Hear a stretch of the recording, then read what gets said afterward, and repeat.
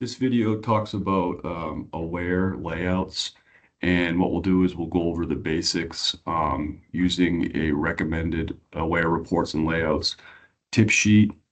This sheet says which layout you probably should use to acquire certain pieces of information, and it also kind of gives you an estimate on how often you should run the layout.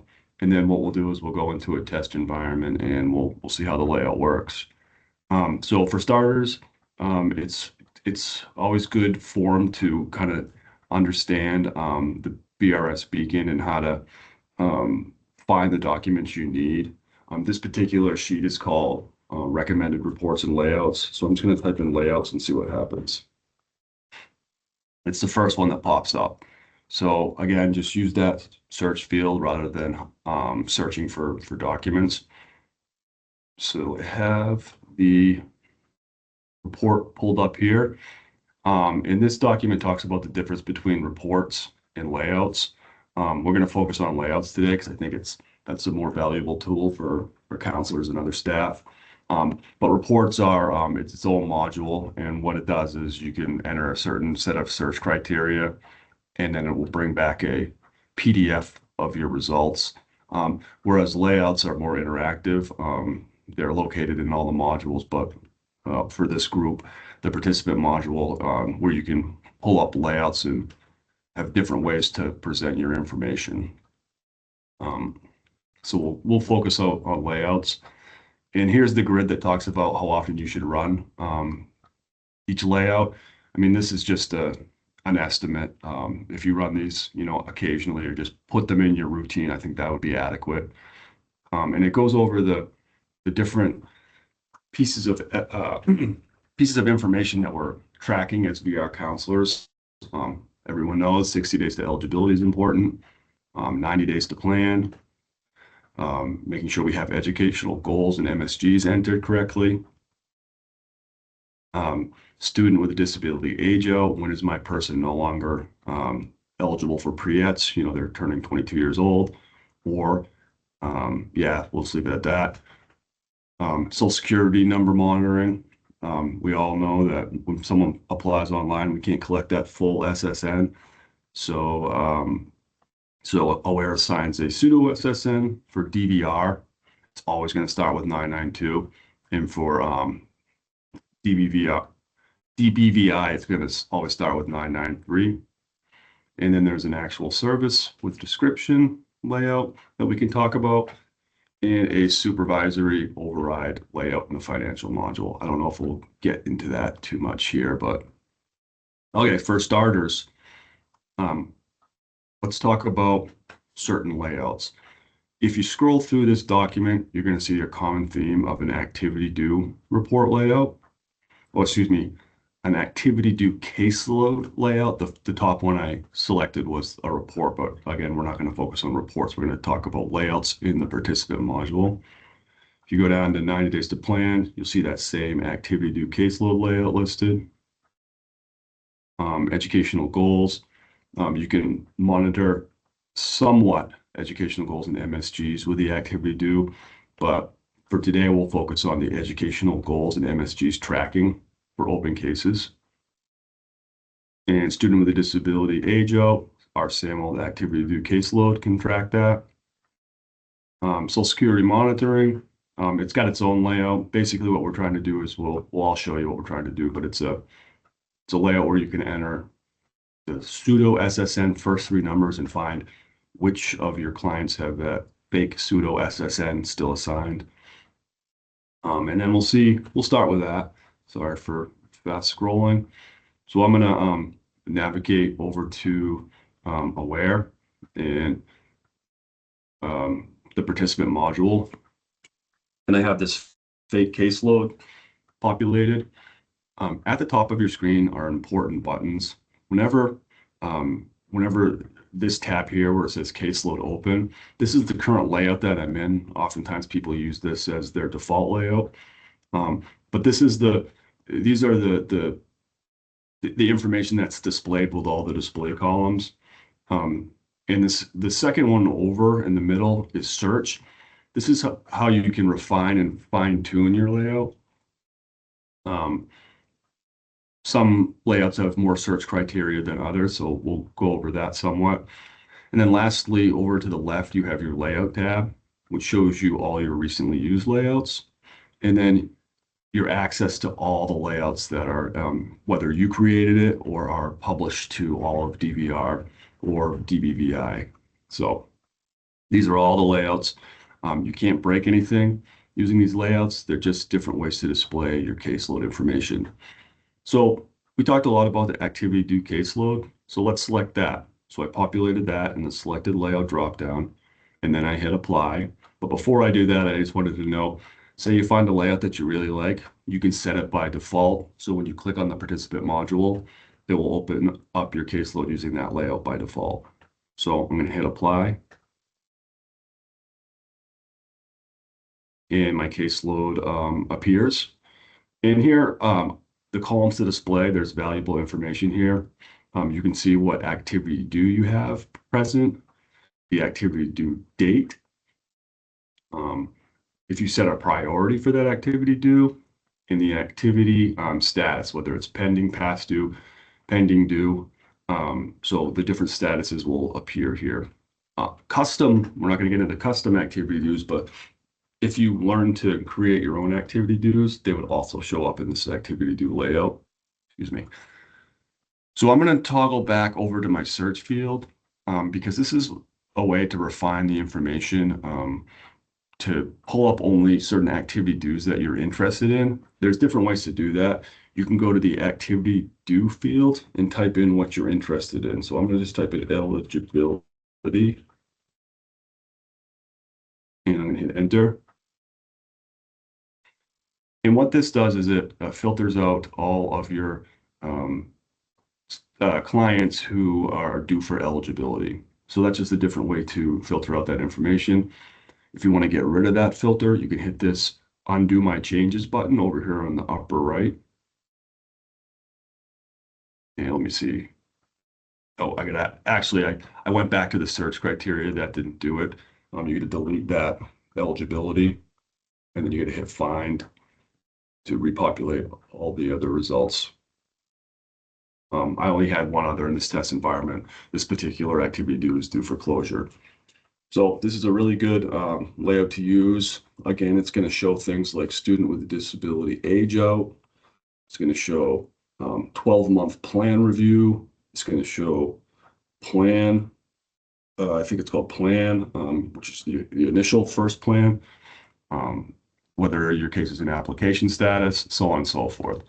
Another neat thing with layouts is you can click on any of these columns and it will tend to group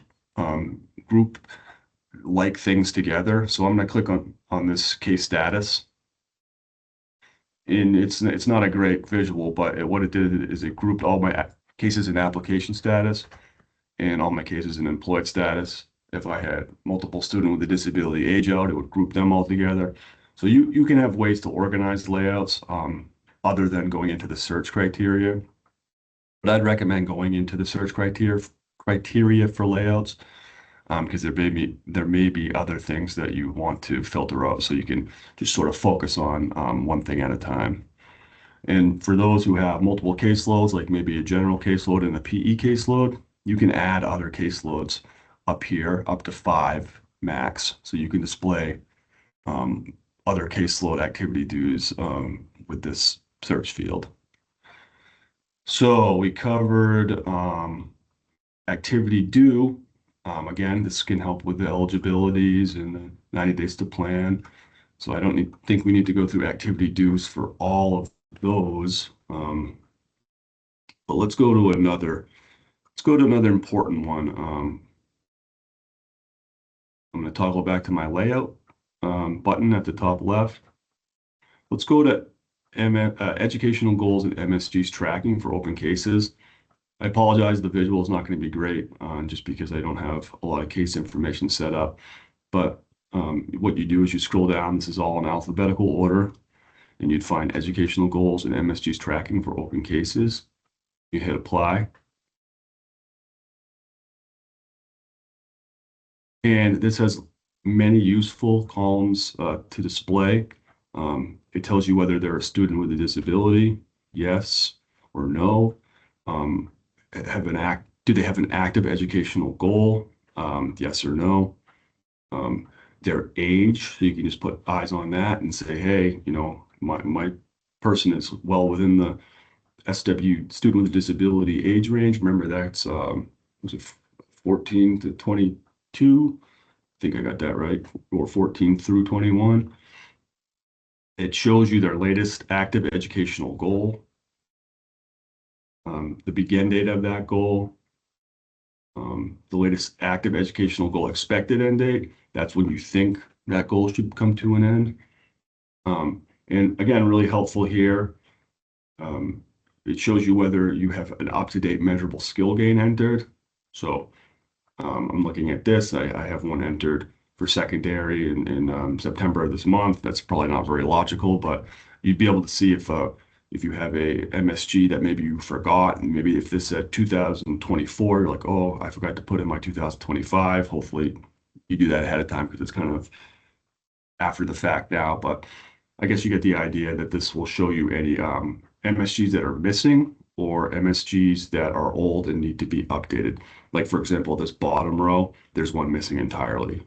So I messed up and I forgot to get that one added, or I just couldn't get it. It also shows you the school that they're enrolled in, and keep in mind that these will only populate if you have this information entered in your educational goal itself. And again, you have your search criteria, so you can look up specifics related to your education information. So that could be handy. Youth with a disability and student with a disability are also search criteria. I don't think you need to worry about youth with a disability. I think that's kind of old language, but you do want to care about student with a disability. So I'm going to finish out of this layout. Oh, back too far out. Back in the participant module, over to my layouts. The other big one I think that we need to monitor is the statewide cases by case type and statuses with SSN listed. Again, they're in alphabetical order, so you just got to scroll down to find that one. But I have mine in the recently used layouts. And the way that you can populate only clients that still have that old pseudo SSN that may need to be updated is by typing in the first three pseudo numbers. Remember, DVR is 993. Wait, sorry, 992. DVVI is 993. So I'm going to type in 992 and hit enter. And it's going to return all my cases that still have that pseudo SSN. And I'm scrolling over to the SSN column, which is way over to the right. And it's showing all my 992s. And when you need to update an SSN, there's a SSN update form that anyone can submit. And I think that goes directly to Sequa, Amanda, and she makes that update for you. Keep in mind that sometimes when you try to update an SSN, that new good SSN may already exist in the system because the client was already involved with VR at another time. You can locate that person because you may have to do a case merge by also going up into that search field and typing in the actual real SSN here and finding the person that it's already connected to. So let's go back to our recommended reports and layouts. See if there's any other. I will point out that actual services with description. People are looking for that one occasionally, and they say, I can't find it, I can't find it. And there's the reason for that is it is not in the participant module. It is in the financial module. So that's down here under the financial section, financial module.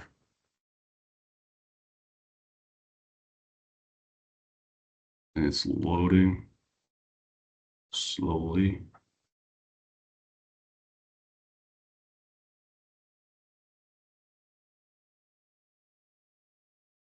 And then remember the same format.